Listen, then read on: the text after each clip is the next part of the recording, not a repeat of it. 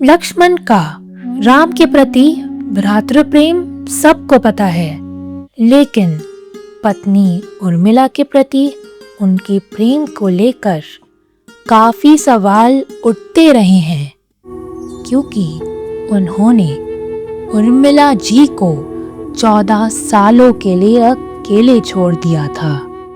क्या वास्तव में लक्ष्मण जी ने उर्मिला जी की उपेक्षा करी थी?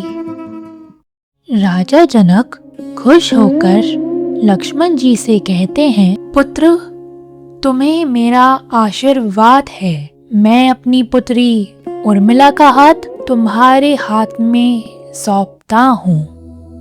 लक्ष्मण जी ने इस पवित्र बंधन को पूरे मन से स्वीकार करके एक पति के रूप में अपनी जिम्मेदारियों का दायित्व ग्रहण किया।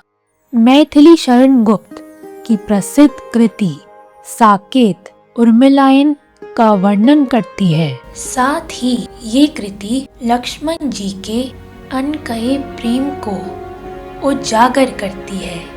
उनके ही शब्दों में, धन्य है प्यारी तुम्हारी योग्यता, मोहिनी सी मूर्ति मजो मनोज्ञता। धन्य जो इस योग्यता के पास हूँ, लेकिन मैं भी तुम्हारा दास हूँ। अभिप्राय ये है कि लक्ष्मण उर्मिला के सद्गुणों और दिव्य व्यक्तित्व की प्रशंसा करते हैं।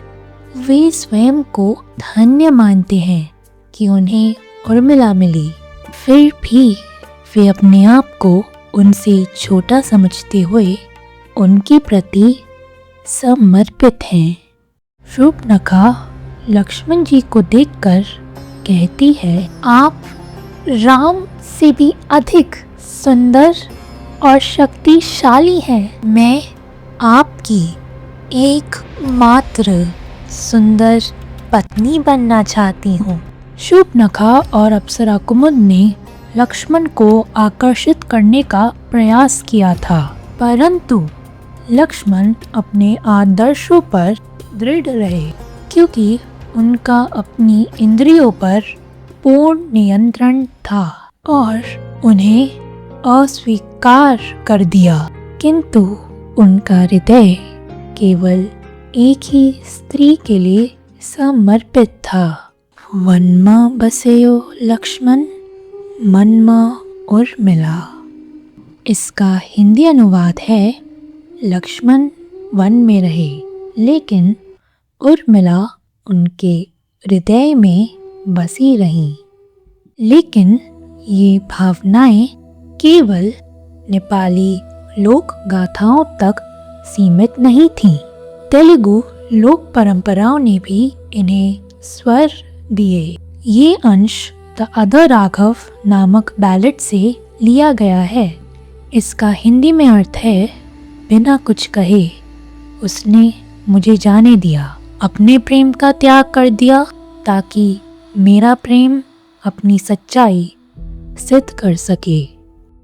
मिथिला की कुछ लोक गाथाओं में लक्ष्मण को उर्मिला के सामने नतमस्तक होते हुए दिखाया गया है। वे उनके त्याग और अपने वनवास के दौरान परिवार की देखभाल करने के लिए उनके प्रति आभार व्यक्त करते हैं।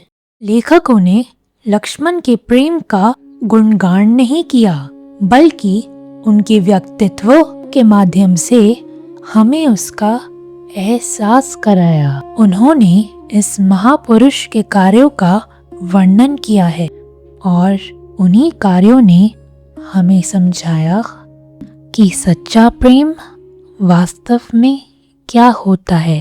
अगली वीडियो में जानिए वाल्मीकि रामायण में उर्मिला के पुत्र अंगद और चंद्रकेतु का उल्लेख, बाद की परंपराओं में सौमदा का वर्णन और लव कुश का उन्हें प्रेम से अपनी छोटी माँ कहना। Do like, subscribe, share and comment on my channel.